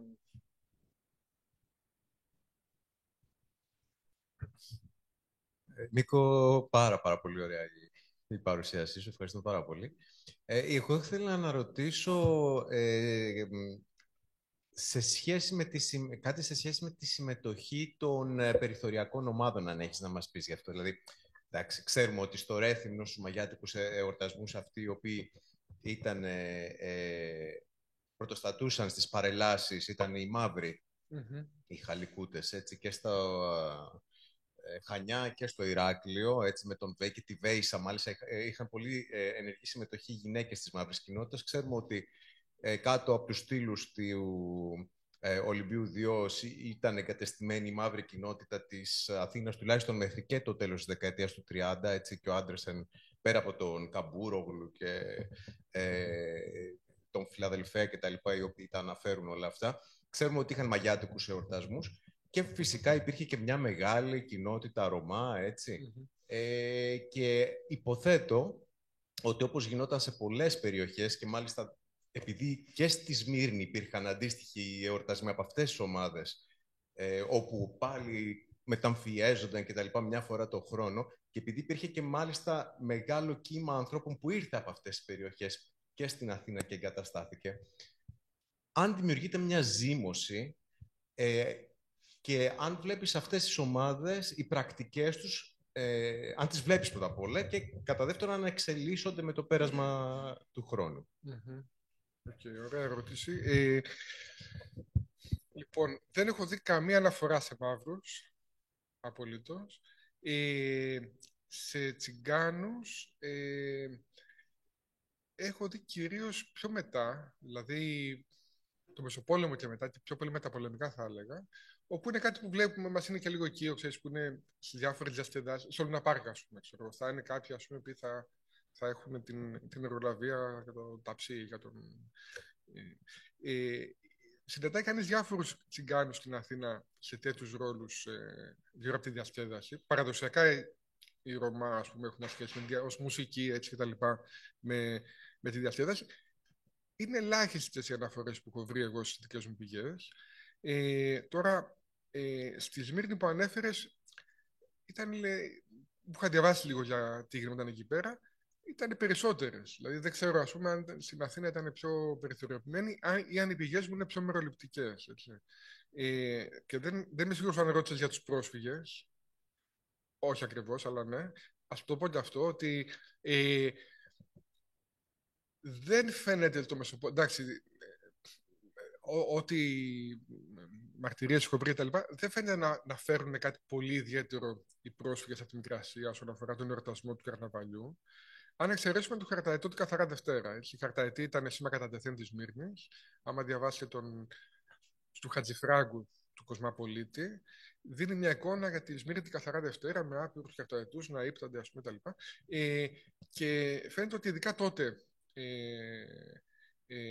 το Μεσοπόλεμο δηλαδή, καθιερώνεται πιο πολύ Χαρταετό σε σχέση με την Καθαρά Δευτέρα. Και επίσης, φυσικά φέρουν τη μουσική τους, έτσι, το οποίο επηρεάζει προφανώς μουσική και χορό, αλλά όχι κάτι άλλο, όσο μπορώ να κρίνω, ας πούμε, κάποιον ιδιαίτερο τρόπο.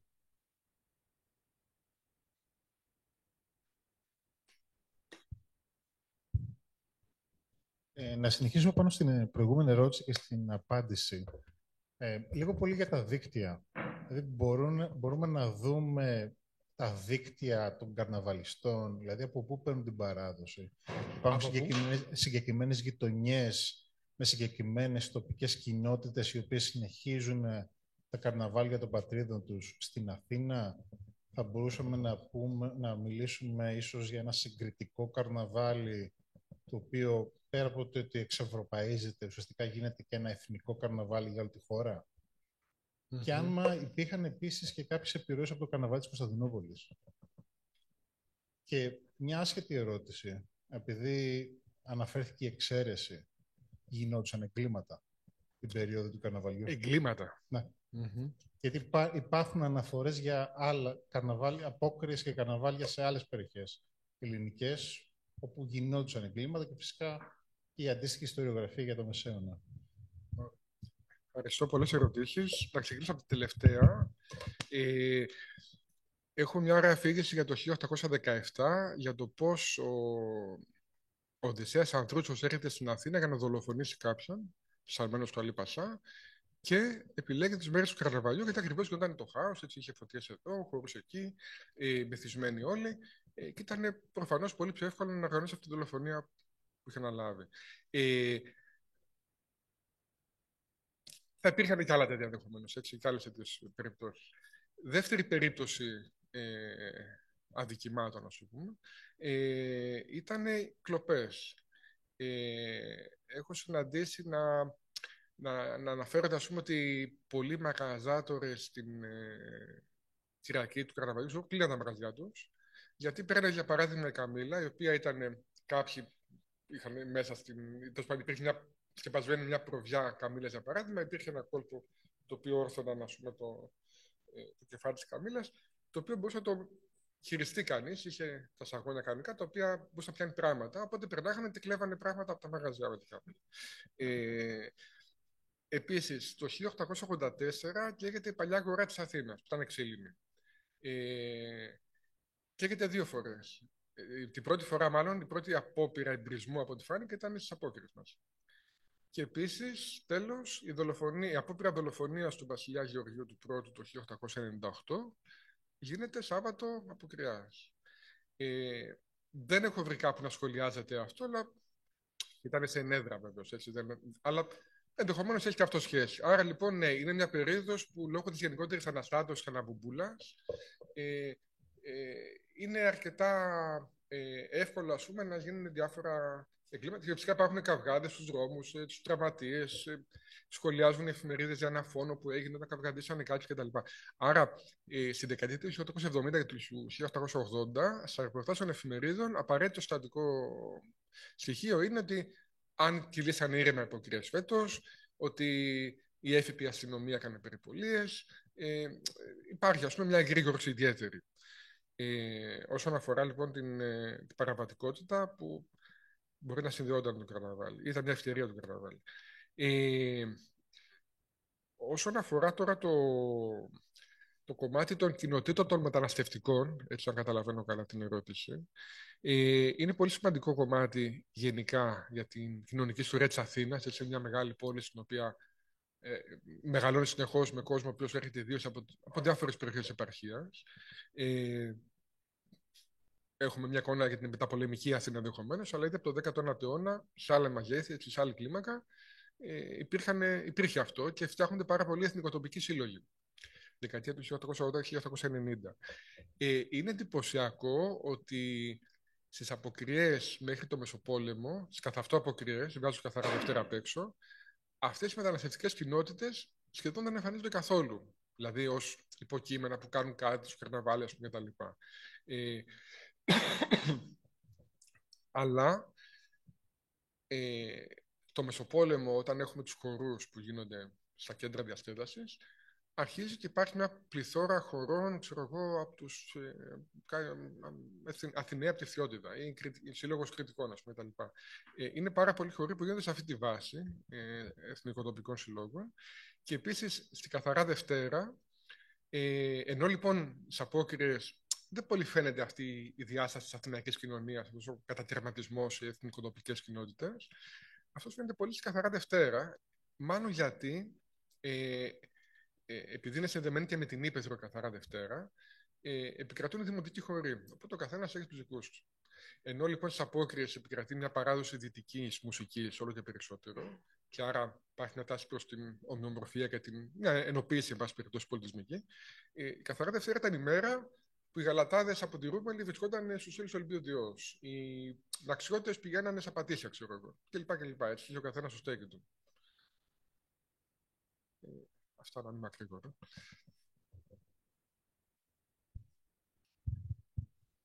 Ευχαριστούμε, Νίκο, για την εμπεριστατωμένη εισήγηση.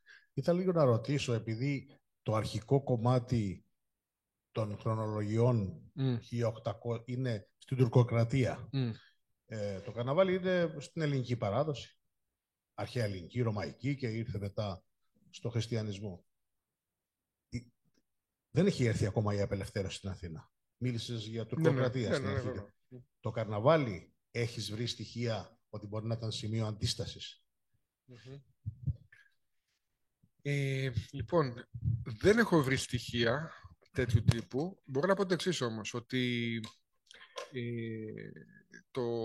στο καρναβάλι, όπως σας είπα, ειδικά στις αρχές του 19ου αιώνα, στο πρώτο μισό του 19ου αιώνα, υπήρχε πάρα πολύ διάσταση της αναφοράς σε ανθρώπους υπαρκτούς ή σε ρόλους κοινωνικούς της κοινωνίας στις οποίες ζούσες. Έτσι, οπότε, ενώ ας πούμε, δεν είναι αυτό η Κολομπίνα, έτσι, αλλά ο βοηβόδας είναι. Λοιπόν, στην Αθήνα τώρα της τουρκοκρατίας υπήρχαν σάτυρες του βοηβόδα. Αυτό προφανώς ήταν με την ανοχή των Τούρκων. Στη Χαλκίδα κάπου διάβασα να λέει ότι οι Τούρκοι ήταν πιο άγριοι και δεν το δέχονταν. Οι Αθηναίοι το δέχονταν. Επίσης, για να ντυθεί κάποιος βοεβόδας, πρέπει να του δώσει ο βοεβόδας τα ρούχα του ή να πάρει από κάποιο Τούρκο, τέλος πάντων κάτι. Έτσι. Άρα, αυτό βάζει και κάποια όρια στο πόσο μπορεί να σατηρήσει με κατάσταση. Η Εκκλησία ήταν πιο αυστηρή με τους καρναβαλιστές από ότι οι Τούρκοι. Υπάρχει μια ιστορία με τον Μητροπολίτη της Αθήνας που κάποιος κεντηθεί Μητροπολίτης έκανε ότι αγιάζει και μαζεύει λεφτά κτλ. Τέλος πάντων, είχε μια σάτυρα έτσι ενάντια στην Εκκλησία. Τελειώνει το καρναβάλι, το 1812, τελειώνει το καρναβάλι, αρχίζει η Σαρακοστή, πάνε άνθρωποι στην Εκκλησία, πιάνει ο Μητροπολίτης αυτόν που τον σατήρισε και τον βάζει, ξέρω εγώ, να γονατίσει κάτω και να του ζητήσει συγγνώμη και τον πατάει με τα παπούτσια του, ας πούμε. Μια τελετουργική, ας πούμε. Δεν έχω δει να κάνει Τούρκοι κάτι τέτοιο. Τώρα, έχω δει βέβαια στα νησιά του Αιγαίου να ντύνονταν πολλοί Τούρκοι και να σατηρίζουν πιο πολύ την τουρκική εξουσία, στις Κυκλάδες, ας πούμε, στις οποίες όμως δεν ήταν εγκατεστημένοι Τούρκοι. Δηλαδή, ήταν λίγο εκτοσφαλούς αυτό. Μπορούσε να το κάνεις. Στην Αθήνα, μάλλον δεν μπορούσε να φτάσει πολύ μακριά σε αυτό.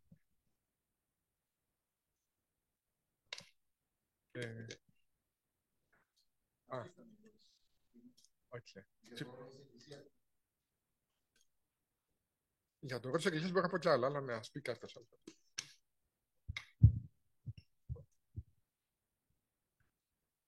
Εγώ θα ήθελα να ευχαριστήσω τον κύριο Ποταμιάνο για τη σημερινή ομιλία και τις τόσο ωραίες πληροφορίες που πήραμε για την Αθήνα. Και με την ευκαιρία θα ήθελα να πω ότι επειδή στο Ρέθυμνο έχουμε πραγματικά ένα πολύ μεγάλο αρχείο και από δημοσιεύσεις τοπικών εφημερίδων και φωτογραφικό υλικό στη συνέχεια.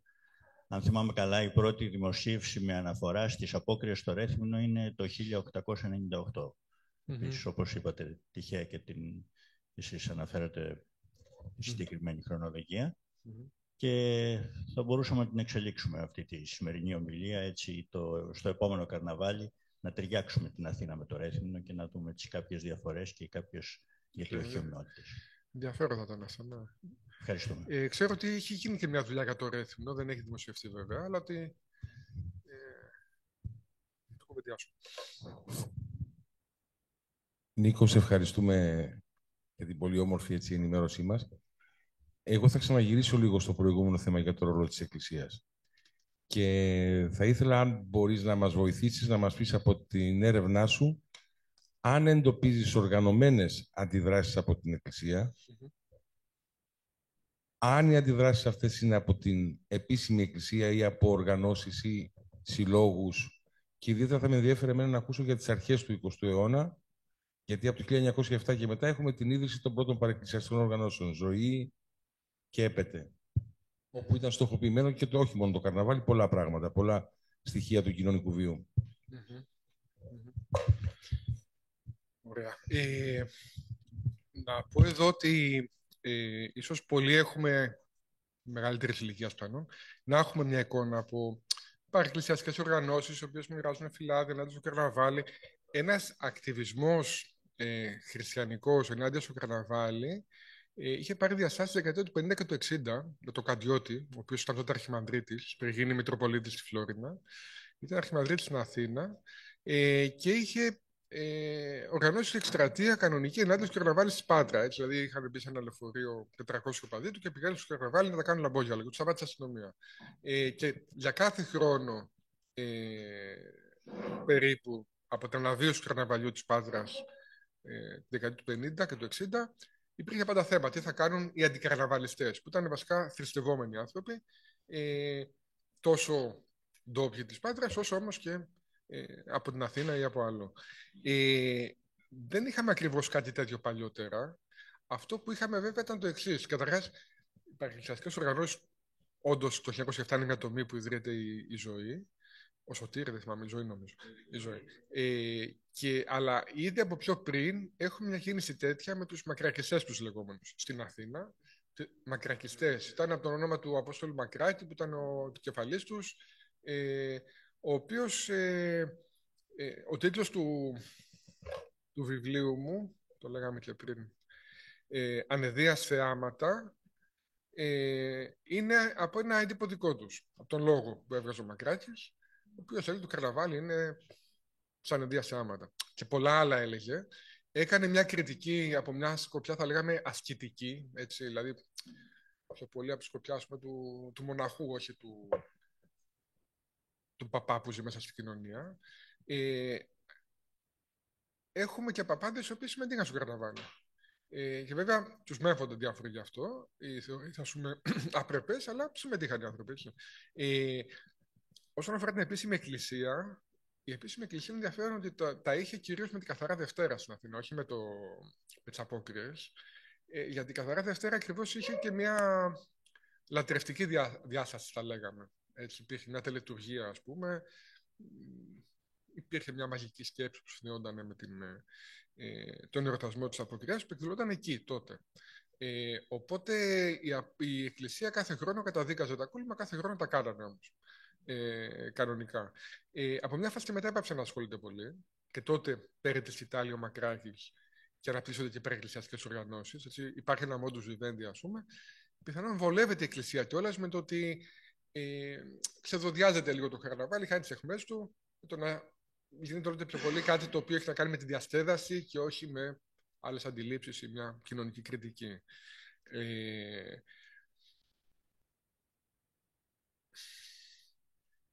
Εντάξει, θέτουμε πάλι στη Σμύρνη, που πάλι έχω δει λιγάκι, στις αρχές του 20ου αιώνα, και εκεί έχουμε σφοδρά κηρύγματα της Εκκλησίας ενάντια στο καρναβάλι. Δεν πετυχαίνουν κάτι. Θέλω να πω ότι από άμβονος μπορεί να λέγονται διάφορα. Κάποιοι άνθρωποι σίγουρα ακολουθούν. Έτσι φτιάχνεται μια μαζιά ανθρώπων οι οποίοι συμμετέχουν σε παρεκκλησιαστικές οργανώσεις, θα μπορούσαν στα κατηχητικά, στις ενοριακές επιτροπές κτλ. Αλλά δεν έχει μεγάλη επιτυχία. Δηλαδή πάντα είναι μια αναμενόμενη κριτική που δεν της δίνει κανείς πολύ σημασία.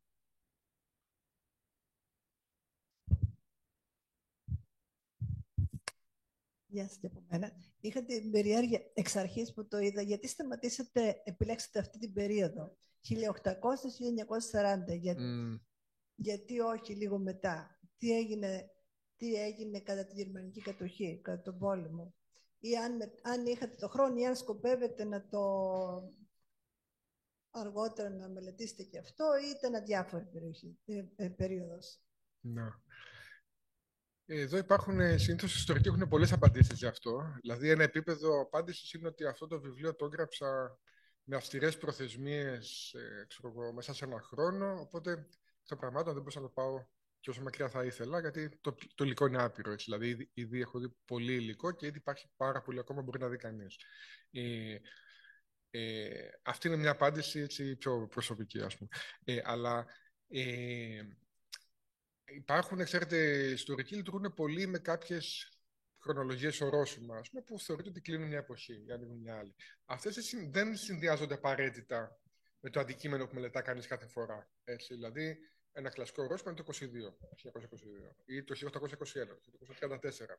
Θα μπορούσα να διαλέξω διάφορα τέτοια ορόσημα. Προτίμησα το 1800 ακριβώς γιατί ήθελα να δω πώς εκδιπλώνεται, ας πούμε, το καρναβάλι από κάτι που δεν ξέρω πολλά για το τι γινόταν πριν, στα βάθη της Οθωμανικής εποχής. Και οι φίλοι εδώ πέρα, συνάδελφοι, οι οποίοι ειδικεύονται στην Οθωμανική ιστορία, με έχουν απογοητεύσει όσον αφορά το πόσα πολλά πράγματα μπορεί να βρει κανείς στις πηγές του γι' αυτό. Αλλά είχα στοιχεία για την πρώιμη Οθωμανική, για την τελευταία Οθωμανική περίοδο, ήθελα να τα βάλω ακριβώς για να φανεί μια εξέλιξη. Όσον αφορά την αρχή. Όσον αφορά το τέλος, ήθελα να έχω το Μεσοπόλεμο μέσα. Δεν τον είχα όσο πολύ θα ήθελα, αλλά μου ήταν αρκετά σαφές ότι τελειώνει κάτι εκεί. Θα μπορούσε να τελειώνει και το 22 ενδεχομένως. Το πήγα και λίγο παραπέρα. Σίγουρα έχει ενδιαφέρον να δει κανείς τι γίνεται με τα πολεμικά. Η αίσθηση που έχω, έτσι, έχοντας διαβάσει λίγα πράγματα, δηλαδή δεν έχω κάνει κάποια εντελεχή έρευνα, κάποια φάση μπαίνουν και τα Λάτιν, Βραζιλία, Ρίο κτλ. Αυτό έχει μελετηθεί πιο πολύ για την Πάτρα. Για την Αθήνα δεν ξέρω πολλά πράγματα. Άλλωστε, αργεί να εξανεμφανιστεί μια παρέλαση στην Αθήνα. Πιο πολύ διαβάζει κανείς τις ταβερνούλες της Πλάκας ή ίσως έχει ο καθένας άνθρωποι που ζήσαμε στην Αθήνα έχουν μια μνήμη από τα ρόπαλα που πήγαιναν και παίζανε ξύλο στη Πλάκα, ας πούμε, κλπ. Αλλά εκκρεμεί να το δει κανείς πιο συστηματικά. Τώρα, όσον αφορά την στο πόλεμο, έχει τύχει να δω εγγραφές σε ημερολόγια που αφορούν. Που γίνεται και μια μνήα της αποκριάς, έτσι. Οι περισσότερες είναι καταθλιπτικές. Πω, τέτοια εποχή πριν από 4 χρόνια κάναμε αυτά και αυτά και τώρα είμαστε κλεισμένοι. Τρώμε 2 σταφίδες αντί να φάμε κρέας. Κάναμε πάρτι, τώρα δεν κάνουμε. Γενικά οι πόλεμοι, πρέπει να ξέρετε ότι αυτό αφορά και τον Πρώτο Παγκόσμιο Πόλεμο και τους Βαλκανικούς. Συνδέονται συνήθως με απαγόρευση της μεταφίεσης. Αυτό είναι και επί Χούντας, αν δεν κάνω λάθος. Έτσι. Οπότε, ακριβώς για λόγους ασφαλείας. Οπότε αυτό αμέσως οδηγεί στην... εντάξει, ένα μεγάλο κομμάτι του καρναβαλιού φεύγει.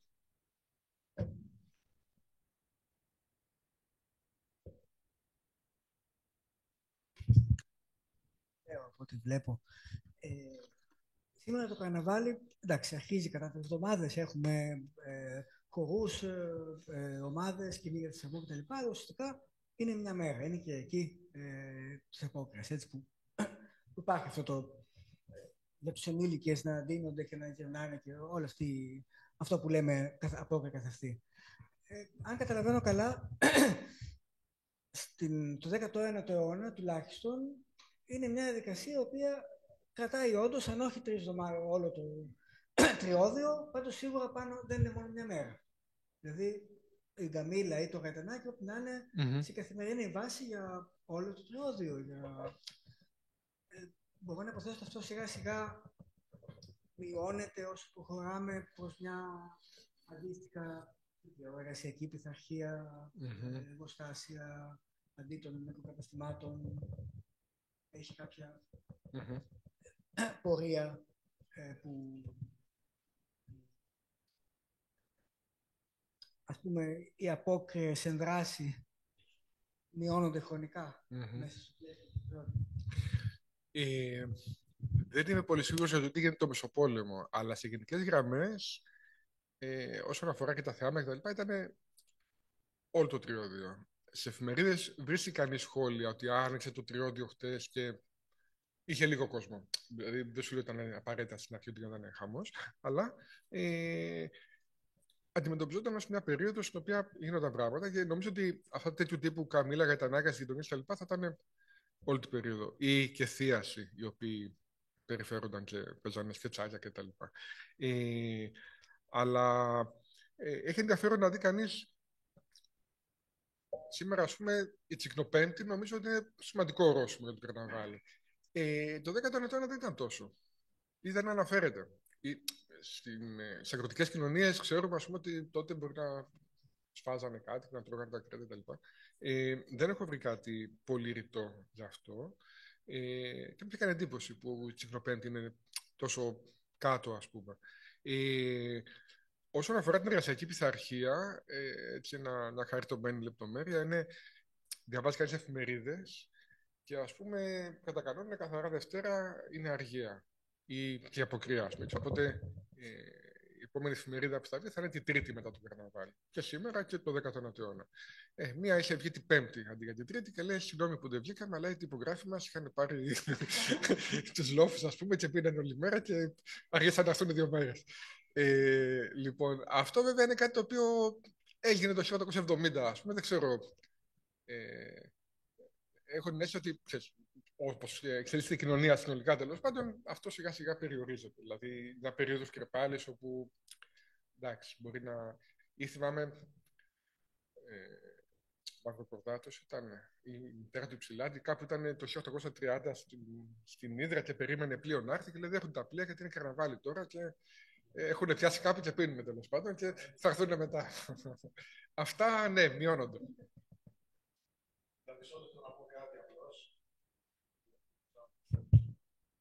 4 εβδομάδες είναι η περίοδος. Ναι, το Τριώδιο είναι ένα εκκλησιαστικό βιβλίο, το οποίο ξεκινάει την Κυριακή του Τελώνου και Φαρισαίου και τελειώνει το Μεγάλο Σάββατο. Επειδή την περίοδο αυτή τις καθημερινές στον όρθρο έχει 3 οδές και όχι συνήθως 9, όπως είναι σχεδόν σε όλες τις άλλες όρθρους, γι' αυτό λέγεται Τριώδιο. Εγώ ήθελα να πω, βλέποντας πλέον το Ρέθυμνο, και όχι από το 1800, παρότι υπάρχει υλικό από ό,τι ακούσετε από το Μάνο τον Τζάκονα, ότι είναι άξιο επιστημονικής διερεύνησης τι κάνει σήμερα που δεν υπάρχουν αυτές οι κοινωνικές καταπιέσεις και συνθήκες, τόσοι χιλιάδες ανθρώπους να επενεργούν και να δημιουργούν το καρναβάλι. Γιατί, όπως είπατε πολύ σωστά στην αρχή, δηλαδή αυτή τη στιγμή ήμουν δήμαρχος, ας πούμε, στο Ηράκλειο, σε μια άλλη πόλη, και έλεγα να διαθέσουμε 2 εκατομμύρια να φτιάξουμε καρναβάλι. Είναι αδύνατο. Το καρναβάλι έχει ένα δικό του DNA. Και είναι το DNA των ανθρώπων που το υποστηρίζουν. Και είναι πραγματικά κάτι που έρχεται από τη βάση, από την κοινωνία. Και απλώς εμείς οι θεσμοί το υποστηρίζουμε, το αγκαλιάζουμε ή εν πάση περιπτώσει μια φορά και το εκμεταλλευόμαστε. Δηλαδή αυτό πρέπει να το δούμε. Τώρα πλέον οι γυναίκες δεν νιώθουν αυτή την καταπίεση ότι πρέπει να βάλουν μια μασκάρα για να εκδηλωθούν, να εκτονωθούν εντός εισαγωγικών. Και όμως βλέπετε ότι ζούμε μια περίοδο μοναξιάς παραταμένης και αυτοί οι άνθρωποι επί εβδομάδες, για να πω επί μήνες, συνεργάζονται, ζουν στις αποθήκες, εκεί που κατασκευάζουν τα άρματα, περνάνε καλά κάθε μέρα, κάνουν το δικό τους καρναβάλι, το δικό τους γλέντι, τη δικιά τους κοινωνική επαφή. Νιώθουν, όπως έχω ξαναπεί, ότι υπάρχει μια ταξικότητα σε όλη αυτή τη διαδικασία. Δεν υπάρχει ο πλούσιος και ο φτωχός ή ο ένας ή ο άλλος. Είναι όλοι ίσοι. Και καμιά φορά αυτός που υπερέχει είναι αυτός που έχει περισσότερο ταλέντο και μεγαλύτερη ικανότητα στο να δημιουργεί. Οπότε δημιουργούμε και ένα άλλο, αν θέλετε, μια άλλη πυραμίδα αξιακή σε μια κοινωνία που όταν τελειώνει το καρναβάλι ξαναγυρνάει βέβαια ο καθένας και ξέρει ποιος είναι, πού είναι, πόσα βγάζει. Αλλά όλη αυτή την περίοδο που είναι αρκετές εβδομάδες ζει το δικό του μύθο. Ζει τη δικιά του προστασιοποίηση από την καθημερινότητα που το καταπιέζει. Είναι κάτι πολύ σημαντικό που είπατε προηγουμένως ότι υπάρχει υλικό για το αριθμιώτικο καρναβάλι. Κάποιος έχει ασχοληθεί? Γνωρίζω, είναι μια εργαζόμενη του Δήμου κιόλας, η οποία έχει ασχοληθεί με το... Καλά, δεν είναι εδώ δυστυχώς σήμερα, γιατί είναι στην Ιταλία, αλλά τέλος πάντων έχει ασχοληθεί πολύ σοβαρά με την ιστορία του καρναβαλιού στο Ρέθιμα. Καλά, 2 είναι στην Ιταλία και είναι και 2 εργαζόμενες του Δήμου. Εντάξει, θα σας πω μετά ποια είναι. Να μην το πούμε στα ίντερνετ. Μπορεί να μην θέλει γυναίκα, δεν ξέρω. Αλλά τέλος πάντων θέλω να πω ότι ή ας πούμε παλιότερα η Μαρία Παπαπαύρου είχε κάνει μια μελέτη ακριβώς το πώς ξεκινάει το καρναβάλι τη δεκαετία του 90, ας πούμε, με συνεντεύξεις. Να πω επίσης ότι εγώ δέχομαι αυτό που λέτε, δηλαδή και εμένα αυτή η εικόνα που έχω σχετικά με το καρναβάλι του Ρεθύμνου σήμερα, αλλά σίγουρα υπάρχει πολύ ψωμί και για ανθρωπολόγους, για κοινωνιολόγους, για επιστήμονες οι οποίοι μελετάνε σύγχρονες κοινωνίες και έχουν και τα εργαλεία να δούνε... Ότι το καρναβάλι κάποτε ήταν οι μεγάλες κεφάλες και οι ροκάνες. Και τώρα πλέον είναι οι οργανωμένες στολές που μπαίνει μέσα η αισθητική και όπως λέω στο Ρέθυμνο ντυνόμαστε και δεν κτηνόμαστε. Δεν υπάρχει αυτό το πνεύμα του Ρίο. Υπάρχει μια άλλη αντίληψη στο καρναβάλι μας. Η έκθεση που έχει γενιαστεί πιο δίπλα σπίτι του πολιτισμού, που είναι δημιουργίας του Μακαρίτη του Χάσικου, είναι μια απόδειξη ότι το καρναβάλι είναι και πηγή έμπνευσης και δημιουργίας υψηλής αισθητικής, που προφανώς αυτή τη στιγμή μας λείπουν τέτοιοι δημιουργοί, αλλά δείχνει πώς το επενεργεί αυτός ο θεσμός, αυτή, αν θέλετε, η γιορτή σε όλες τις κοινωνίες και πώς αναδεικνύει και ταλέντα μέσα από αυτή την κοινωνία. Βεβαίως. Πάντως, ευχαριστούμε πάρα πολύ, κύριε Ποταμιάνο. Νομίζω ότι είμαστε τυχεροί όσοι ήρθαμε απόψε και νομίζω ότι κρυώνουμε λιγότερο από όταν ήρθαμε. Και όσοι δεν ήρθανε, θα υπάρχει online μάλλον η διάλεξη κάποια στιγμή. Μπορεί να τη δει κανείς. Σας ευχαριστούμε πολύ. Ευχαριστώ πολύ.